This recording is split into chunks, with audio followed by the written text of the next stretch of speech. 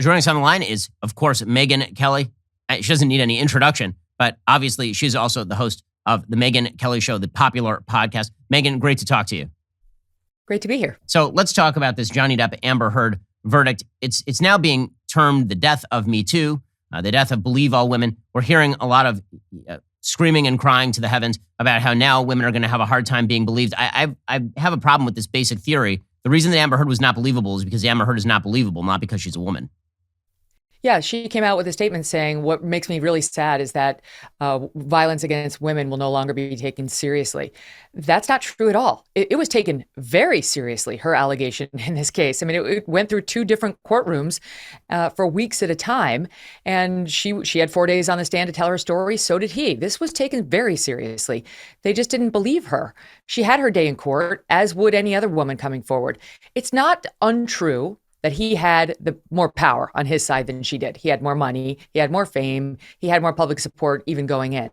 But those are not insurmountable odds. She was not a powerless alleged victim. She had a very good legal team as well. She had a PR team. She has millions of dollars. So while she was outmatched overall, she was still a formidable player in this courtroom battle. So look, Ben, I watched a lot of this thing, and I'll tell you this, having watched the entire thing, and I watched part of her testimony, and I did believe some of her claims.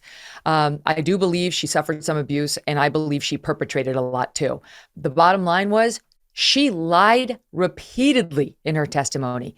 And I wound up being in a place where I realized this person is a liar, and therefore I cannot credit any of her testimony. There's no way you could give her a judgment based on her word or say that he was not wrongly treated by her, because her claims were just not sustainable. Yeah, Megyn, there's a sort of bizarre logic that goes on when it comes to power imbalances in cases like this, because the truth is that for the American people, very often the person who has less power is very often the sympathetic one. I mean, when you're talking about the Bill Cosby case, for example, you're talking about nearly anonymous people who are accusing the most famous comedian of the last 50 years of deeply despicable acts, and he ends up going to jail. Harvey Weinstein is being accused by a bunch of actresses who haven't worked in 20 years of things, and people despise Harvey Weinstein. So the simple argument that Amber Heard was making, which is Johnny has more power, I'm not sure why that would be dispositive in a case like this one. I can see that point though, because he's a megawatt A-list star, and she's not. You know, she's been in a movie. People kind of know who she is, mostly because of this. And so he had an ability to charm the people in that courtroom that she's incapable of having. I think she as a human doesn't have it, and she certainly didn't have it in this courtroom. And then she got caught in several lies, and he didn't. So things shifted more and more in his direction over the course of the trial. You know, he came in, he was collegial, he was cracking jokes, he was warm, she was uptight, torqued, and not in a joking mood. And all of that plays in a courtroom. You know, she was not well coached. She went in there with the tight braids and the, sort of sharp suits. And he went in there kind of snapping with his glasses and being self-deprecating. And he charmed everyone. You know, the jurors too saw the throngs of Johnny Depp fans on their way in. So I'm not saying, and look, he absolutely could have lost this. There was a very clear path for him to lose. All they really had to find was that some of her abuse claims were true. And in fact, as a lawyer, that's kind of how I saw it going, where they were going to say, I'm not sure I believe her, but there's enough on tape for me to find abuse. But the reason she lost is because of herself. It's not because of the power imbalance. It's because of her lies. And I'll tell you, Ben, if you watch it, put table for a second the claims of abuse, because that's a judgment call. She did have supporting witnesses, but she also had compromised claims as well, because, she said she had bruises, but then she was seen on James Corden looking absolutely perfect picture, or picture perfect moments later. And so the jury could have discarded those. Her lies, the biggest lies of all, in my view, were the ones about not working with TMZ to win the PR war. She clearly leaked the tape of Johnny Depp slamming those cabinets and pouring the huge mega pint of wine to TMZ. This guy, Morgan Tremaine, over TMZ's objection, testified on the stand that they were able to post that video within 15 minutes. Why? Because they can only do that when they have the copyright, and that's only available from the source. Who took the video? Amber Heard. Where? On her own phone. She denied leaking it to them, and I can't say she did it directly, but she or somebody who worked for her 100% leaked that. Same thing when she went to get her TRO on domestic violence. It was the one day she didn't wear makeup. She showed up at the courthouse with her PR person, and TMZ got a heads up 15 minutes in advance saying, be there. This is where you should be. And be prepared to photograph the bruise on the right side of her face. She's going to stop and pose for you. Now, she tried to suggest it was Johnny Depp who made that phone call. She had given him a heads up she was going to go into court and get a TRO against him, temporary restraining order. She actually suggested to the jury that Johnny Depp, after allegedly punching her in the face, would have called up TMZ and said, I got a great PR story for me. Go photograph my abused wife, and she's going to stop and pose so you can see the bruise I left on her face. And I am able to tell you that she's not going to have makeup so you can see it clearly. It was such a blatant lie, Ben. And why would she lie about those things? Because she didn't want the jury to know that she was engaged in this PR war. She was trying to set herself up to look sympathetic and like a victim. And if she had been smart, she could have looked at the jury and said, I did work with TMZ through my people. I'm ashamed, but I did it because I knew he was more famous and he was more popular and that I was likely to lose this PR war with him. So I fought the PR war the only way I knew how. She couldn't even own that. She blamed even that on Johnny Depp. And those are the kinds of lies that destroy your trust relationship with a jury. We'll get to more with Megyn in just 1 second. First, let me ask you something. What if there was someone out there who kept a log of every single thing you did, every minute of the day? Like Santa, except way creepier. But what if I told you that's exactly what happens every time you go online? Your internet provider, like AT&T or Comcast, is allowed to store logs of every single website you've ever visited. It can legally sell that data to anyone, which is why I use ExpressVPN. ExpressVPN reroutes your internet connection through their secure servers, so your ISP can't see or log what you do online. Now, many of you might be wondering, well, if I'm routing my data through a VPN, doesn't that mean the VPN can see what I'm doing and log my data instead? This is an excellent question. Thank you for asking. Many VPNs claim to have a no logs policy, but they've been caught logging customer activity. ExpressVPN is the only VPN I trust because they use trusted server technology. They were the first major VPN provider to engineer all of their VPN servers to run in RAM. This makes it impossible for their VPN servers to store any data, including logs of any ExpressVPN customer. And here's the thing about ExpressVPN, it is super easy to use. All you do is you whip out your phone, you open that ExpressVPN app. It says not connected, but I hit the button, and behold, it is now connected, and this means that I am protected. You don't have to take my or ExpressVPN's word for it. ExpressVPN is so confident in their no-logs claim, they even had one of the biggest assurance firms, PricewaterhouseCoopers, audit their technology. Stop letting people keep logs of what you do online. Visit expressvpn.com/Ben Shapiro Show right now. Find out how you can get 3 months for free today. That's expressvpn.com/Ben Shapiro Show. We're speaking with Megyn Kelly. She's host of the Megyn Kelly Show. It's on Sirius XM Triumph Channel 111 every weekday at noon Eastern Time. Can also be found at youtube.com/Megyn Kelly, wherever you download podcasts. So Megyn, you've watched a number of these trials. A lot of the questions have been raised about her legal team. The suggestion is that somehow she had a bad legal team in this particular case. You watched a lot more of the trial than I did. What did you make of the imbalance between the legal teams?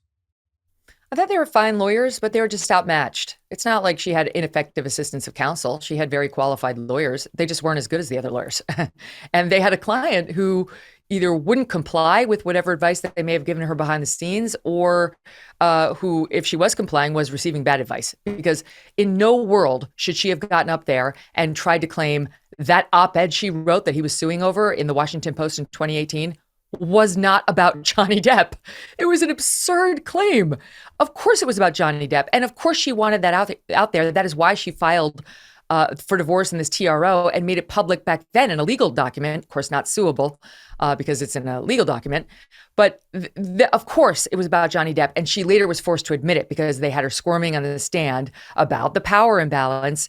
And in that moment, she said, I knew I was outmatched and he had better connections. And that's why I wrote the op-ed about him. I mean, she admitted it, right? So like, why would they should have just counseled her, own it. Yes, I wrote it about him. He did abuse me. I stand by all of it. Don't try to wiggle out of it. I hate to refer to Poopgate, but it happened.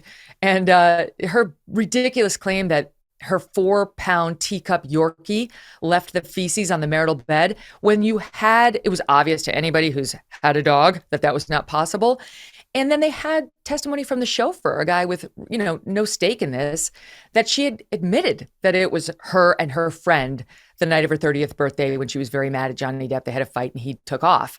So things like that she didn't need to lie on. She just lied because she thought they made her look bad, completely undermined our ability to believe her.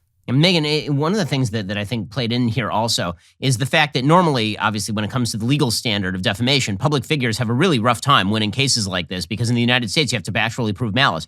That's a lot easier when the person you're trying to prove malice against is your ex-wife who's accusing you of spousal abuse. That's a lot easier than, if you'd written an op-ed about how Johnny Depp was a spousal abuser, it would be very, very difficult for him to win a case against you or me writing that because obviously we don't know him, we don't deal with him. But if it's an ex-wife, I mean, people understand that in those situations, malice is a real player.